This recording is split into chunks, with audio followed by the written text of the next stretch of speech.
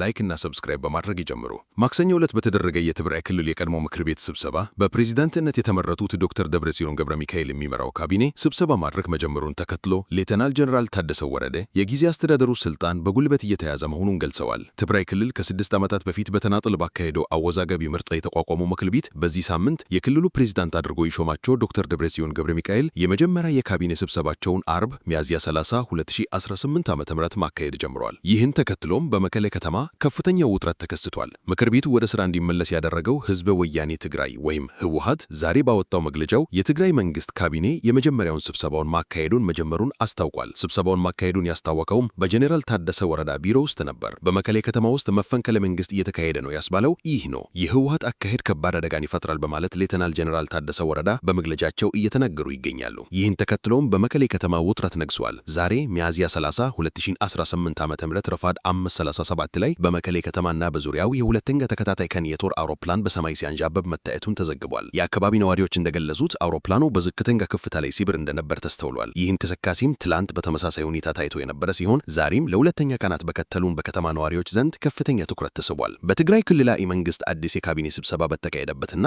የፖለቲካ እንቅስቃሴ በበረታበት በዚህ ወቅት እንዲህ ያሉ ወታደራዊ በረራዎች መታየታቸው በነዋሪዎች ዘንድ የተለያዩ ጥያቄዎችና ስጋቶችን እየፈጠረ ይገኛል። ሌተናል ጀነራል ታደሰ ወረዳም የድረሱልኝ ጥሪ እያቀረቡ ይገኛሉ። ጀነራሉ በመግለጫቸው ይህ አካሄድ ለቀጣይ አደገኛ መንገድ መጀመሪያ ነው ብለዋል። መቀሌ ጭንቅ ውስጥ ገብታለች። ቀደም ብዬ እንደነገርኳችሁ የጦር ጄቶቹ ለሁለተኛ ቀን በመቀሌ ከተማ እያንዣበቡ ይገኛሉ። በክልሉ የጊዜያዊ አስተዳደርና በክልሉ ባለው ወቅታዊ ፖለቲካ ሁኔታ ላይ ሌተናል ጀነራል ታደሰ ወረዳ ጠንከር ያለ መግለጫ ሰጥተዋል። ጀነራሉ ሚያዝያ 30 ቀን 2018 ዓ.ም በመቀሌ የተከናወነውን የካቢኔ ስብሰባ ህገወጥና አደገኛ ሲሉ ጠርተውታል። በቅርቡ የተፈጠረውን አለመረጋጋት ተከትሎ ሊመጣ የሚችለውን ጉዳት ለማስቀረት ችግሩን በጋራ መረዳትና በትግራይ ተወላጆች ውይይት እንዲፈታ የቀረበውን ጥሪ ተመርጫለሁ የሚለው አካል ወደ ጎን መግፋቱን ገልጸዋል። ዛሬ ሚያዝያ 30 2018 ዓ.ም ይህ አካል በጸጥታ ኃይሎች ጥበቃ የተደረገለት በጊዜያዊ አስተዳደሩ የካቢኔ መሰብሰቢያ አዳራሽ ውስጥ ስብሰባ መጀመሩን ጀነራሉ አረጋግጠዋል። ጀነራሉ ታደሰ ወረደ ይህን ድርጊት ለቀጣይ አደገኛ መንገድ የተጀመረበት ዕለት ሲሉ የገለጹት ሲሆን በዚህ ምክንያት ለሚመጣው ለማንኛውም አይነት መጥፎ መዘዝ ተጠያቂነቱን የአስተዳደሩን ስልጣን በጉልበት እየያዘ ያለው ኃይል መሆኑን በግልጽ አስታውቀዋል። ጀነራሉ በቅርቡ የተመረጫለሁ ብሎ ያወጀው አካል ህወሓትን ማለታቸው ነው። እነዚህን ጥሪዎች ብለዋል ካሉ በኋላ ሌተናል ጀነራል ታደሰ ወረዳ ግለሰቦቹን በከፍተኛ ወታደራዊ ጥበቃ ስር ነው በትግራይ ክልል ጊዜያዊ አስተዳደር የካቢኔ አዳራሽ ውስጥ የካቢኔ ስብሰባችንን ጀምረናል የሚል የምስል ማስረጃ መልቀቃቸውን ገልጸዋል። ጀነራሉ ከዚህ ህገወጥ እንቅስቃሴም በህዝቡ ላይ ለሚደርሰው ለማንኛውም አይነት አጠቃላይ ጥፋትና አደጋ ተጠያቂነቱን አስተዳደሩን ስልጣን በኃይል ለመያዝ የሞከረ ባለው አካል ላይ ብቻ ይወድቃል ሲሉም ሌተናል ጀነራል ታደሰ ወረዳ የመጨረሻ መልእክታቸውን አስተላልፈዋል። ጀነራሉ ስልጣናቸውን እንዲያስረክቡ ለህወሓት በኩል የቀረበላቸውን ማሳሰቢያ በሰጡት ምላሻቸው እኔ ማስረክበው ነገር የለም፣ ያጥፊ አካሄድ ተገቢ እንዳልሆነ እየገለጽኩ ነው። የለም በዚያ መንገድ እንሄዳለን ቃላችሁ ግን እንደፈለጋችሁ አድርጉ ብለዋል። ክልሉ ላይ ያንዣበበ ካለው አደጋ አንጻር የኔ በፕሬዝዳንትነት መቀጠል አጀንዳ አይደለም። የኔ ፍላጎት ይህ ህዝብ በጊዜያዊ አስተዳደርነት ወጥቶ በመረጠው መንግስት ሲታደር ማየት ነው ሲሉም የጥፋት ጊዜ እየመጣ መሆኑን ጠቁመዋል።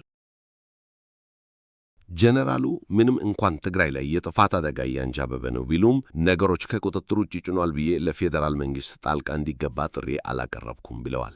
እንደዚያ ማድረግ መብት እንዳለኝ ባላውቅም እኔ ግን አላደርገውም ይሆነውን እናያለን በማለት ከሳምንት በፊት መናገራቸው ይታወሳል። ጀነራሉ በማብራሪያቸው የህወሓት አካሄድ ትግራይን የከፋ ችግር ውስጥ እንደሚያስገባ አስጠንቅቀዋል። የህወሓትን የዕድሜ 2013 ዓመት ከተመረጠ ጦርነት በፊት ምክር ቤት መመለስ እንደማይቀበለውን የገለጹት ጀነራሉ ትግራይን ወደ ተሻለ ምዕራብ ከማሻገር ይልቅ ወደ ጦርነት የሚያስገባን የብረት አካሄድን አጋጣሚውን ለመልካም ዕድል እንትንበት ሲሉ ተደምጧል። የፕሬዝዳንቱ አስተያየት የተሰማው ከጦርነት በፊት የነበረው የትግራይ ክልል ምክር ቤት በድጋሚ መቋቋሙን ተከትሎ ሲሆን ይህም በክልሉ የፖለቲካ ኃይሎችና ተቋማት መካከል ከፍተኛ መከፋፈልን ፈጥሯል። ይህ መግለጫ በትግራይ ክልል ውስጥ ባሉ የፖለቲካ ኃይሎች መካከል ያለውን ከፍተኛ ለመግባባት እንደሚያሳይ እንደሆነም ተገልጿል። በዶክተር ደብረጽዮን ገብረ ሚካኤል የሚመራው ካቢኔ ስራ መጀመሩን ተከትሎ በጀነራል ታደሰ ወረዳ የሚመራው የጊዜ አስተዳደሩ አካል ድርጊቱን በኃይል ስልጣን የመያዝ ሙከራ አድርጎታል። ይህም በክልሉ የወደፊት መረጋጋት ላይ አዲስ ስጋት መፍጠሩ አልቀረም። በህወሓት የተዋቀረው የክልሉ መንግስት ካቢኔ የመጀመሪያ መደበኛ ስብሰባውን ዛሬ አካሂዷል። ሚያዝያ 30 2018 ዓመት በህወሓት የተዋቀረው የትግራይ ክልል መንግስት ካቢኔ አዲስ በተቋቋመው አመራር ስር የመጀመሪያውን ስብሰባ ማካሄዱ ተገልጿል። አስተዳደሩ ባወጣው መግለጫው ስብሰባ የተካሄደው የክልሉ ካቢኔ ስብሰባዎችን በሚያካሄድበትና በመቀለ ከተማ በሚገኘው የፕሬዝዳንት ጽሕፈት ቤት ደጀን አዳራሽ ውስጥ ነው። የካቢኔ ስብሰባው ትኩረቱን ያደረገው በትግራይ ክልል እየተከናወኑ ባሉ የድረገም ጥረቶች ላይ ሲሆን በተለይም ቅድሚያ የሚሰጣቸው አስተዳዳሪ ጉዳዮች፣ ተቋማትን መልሶ መገንባትና የማህበራዊ አገልግሎት አቅርቦት ላይ ውይይት ማድረጉን አስተዳደሩ አስታውቋል። በ2015 ዓመት የተመረጠውን የፕሪቶሪያ ስምምነት ተከትሎ ለ3 ዓመታት ተኩል ተቋርጦ የነበረው የክልሉ ምክር ቤት ስራ መጀመሩንና ደብረጽዮን ገብረ ሚካኤልን የክልሉ ፕሬዝዳንት አድርጎ መምረጡን የካቲት 27 ቀን 2018 ዓመት አስታውቋል።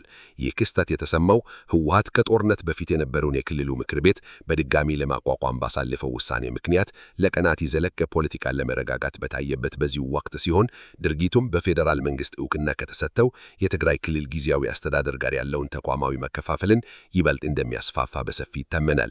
በ2012 ዓመት ክልል አቀፍ ምርጫ የተመሰረተው የትግራይ ክልል ምክር ቤት የክልሉ ፕሬዝዳንት አድርጎ የሰየማቸው ዶክተር ደብረጽዮን ገብረ ሚካኤል እስከ ቀጣዩ ጉባኤ ድረስ በካቢኔ ውስጥ አስፈላጊውን ማስተካከያ በማድረግ ስራቸውን እንዲቀጥሉ በተወሰነው መሰረት ካቢኔው የመጀመሪያውን ስብሰባውን በይፋት ጀምረዋል። በቅርቡ በተካሄደው የስድስተኛው ዘመን ስድስተኛ መደበኛ ጉባኤ ምክር ቤቱ ዶክተር ደብረጽዮን ገብረ ሚካኤልን፣ የክልሉ ፕሬዝዳንት ወይዘሮ ኪሮስ ሀጎስን፣ የክልሉ ምክር ቤት አፈ ጉባኤ ወይዘሮ ምህረት በረንን የምክር ቤቱ ምክትል አፈ ጉባኤ አድርጎ መርጦ ነበር። የካቢኔ ስብሰባውም በክልሉ ሁሉ እየተከናወነ ያለው የፖለቲካና የአስተዳደር ለውጦች ተከትሎ የተደረገ ሲሆን መንግስታዊ መዋቅሩ ስራውን በሙሉ አቅም ለማስከተል ያለውን ዝግጁነት የሚያሳይ እንደሆነም ተመልክቷል። ካቢኔው በቀጣይ የክልሉን የልማትና የሰላም ስራዎች በበላይነት ይመራል ተብሎ ይጠበቃል። ትግራይ ውስጥ እያንዣበበ ያለው አደጋ። ትግራይ ክልል አሁን ስብስብ የሆነ ፈተና ገጥሞታል። በክልሉ የተካሄደው አስከፊ ጦርነትና የፕሪቶሪያ ሰላም ስምምነት በተግባር አለመተርጎሙ በክልሉ ኢኮኖሚ የሚሰቡ በሆኑ ኢንዱስትሪዎች ላይም ከፍተኛ ውድመት ማድረሱ ተገልጿል። የትግራይ ኢንዱስትሪ ቢሮ ምክትል ኃላፊ አቶ መሐሪ ገብረ ሚካኤል ለክልሉ መገናኛ ብዙሃን በሰጡት መግለጫቸው ከጦርነት በፊት በትግራይ ክልል 641 የማኒፋክቸሪንግ ኢንዱስትሪዎች የነበሩ ሲሆን አሁን ላይ 95 በመቶ የሚጠጉት ሙሉ በሙሉ ወድመዋል፣ ከስራ ውጭ ሆኗል ሲሉ ተደምጠዋል። በእነዚህ ተቋማት ውስጥ ተቀጥራዊ ስራ የነበራቸውም ከ100 ሺህ በላይ ሰራተኞች በአሁኑ ወቅት ያለ ስራ ለመቀረት ተገደዋል። ባለሀብቶች ከጦርነት በፊት ከፋና ተቋማት የወሰዱትን ብድር ከኖልድ እንዲመለሱ እየተገደዱ ይገኛሉ።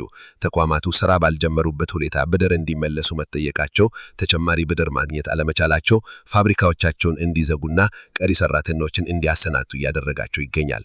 የፕሪቶሪያ የሰላም ስምምነት ቢፈረምም በትግራይ ክልል ሊከናወን የታቀደውን የዳግም መቋቋምና መልሶ መገንባት ስራ በአግባቡ ለመጀመሩ ችግሩን አባብሶታል። ቢሮው በራሱ አቅም አዳዲስ ኢንተርፕራይዞችን ለማቋቋም ጥረት እያደረገ ቢሆን ከክልልም ሆነ ከፌዴራል መንግስት እንዲሁም ከጋሽ ድርጅቶች የሚጠበቀውን ያክል ድጋፍ ባለማግኘቱ ስራዎችን በአግባቡ ማከናወን አልቻለም። ምክትል የቢሮ ኃላፊው ተቋርጦ የነበረው የትግራይ ክልል ምክር ቤት ወደ መደበኛ ስራው ለመመለስ መወሰኑ በክልል ደረጃ ሊፈቱ የሚችሉ የኢንዱስትሪ ዘርፍ ችግሮችን ለመፍታት ትልቅ አቅም እንደሚፈጥር ያላቸውን እምነት ገልጸዋል።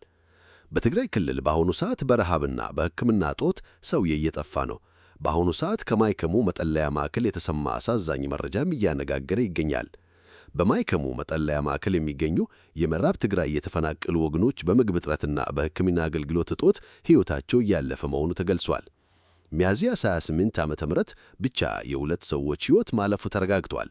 የማይከሙ ክላስተር አስተባባሪ አቶ የኔ ሰማው እንደገለጹት ሕይወታቸው ያለፈች አቶ ላይ በየነ ቢተው ከወልቃይት ወረዳ ማይጨ ጣቢያ የተፈናቀሉ የ7 ዓመት ጎልማሳና ወይዘሮ አጸደ ገብርኤል ክብረሱስ ከቃፍታ ሁመራ ወረዳ አዲጎ ጣቢያ የተፈናቀሉ የ50 ዓመት ጎልማሳ ናቸው። በአሁኑ ወቅትም በማይከሙ መጠለያ ማዕከል ውስጥ 12200 ተፈናቃዮች ማለትም 2300 ቤተሰብ መሪዎች ይገኛሉ። ከነዚህ መካከል 275 አረጋውያን በረሃብና በበሽታ ምክንያት ካልጋ መነሳት አቅቷቸው በሞት አፋፍ ላይ ይገኛሉ። አስተባባሪው እንደገለጹት ችግሩ ከአቅማችን በላይ ሆኗል፣ ማህበረሰቡም በቀን ወደ ቀን እየከፋ በመሄድ ማህበራዊና ኢኮኖሚያዊ ቀውስ ይገኛል ሲሉ ተደምጠዋል። እንደ ዘላቂ መፍትሄም ተፈናቃዮች ወደ ቀደሞ ቀያቸው እንዲመለሱ የሚመለከታቸው አካላት በቁርጠኝነት እንዲሰሩ ጥሪያቸውን አቅርበዋል።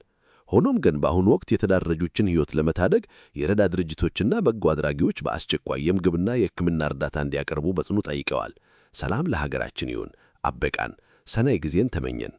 ቤተሰቦቻችን፣ የሰዓቱ ሰበር መረጃዎች እነዚህ ናቸው። ፈቅዳችሁ አብረናችሁ ስለቆያችሁ ምስጋናችን ከፍ ያለ ነው። አዲስ አሳሽ ቻናላችንን ሰብስክራይብ በማድረግ ቤተሰብ ይሁኑ። በቸር ያቆየን።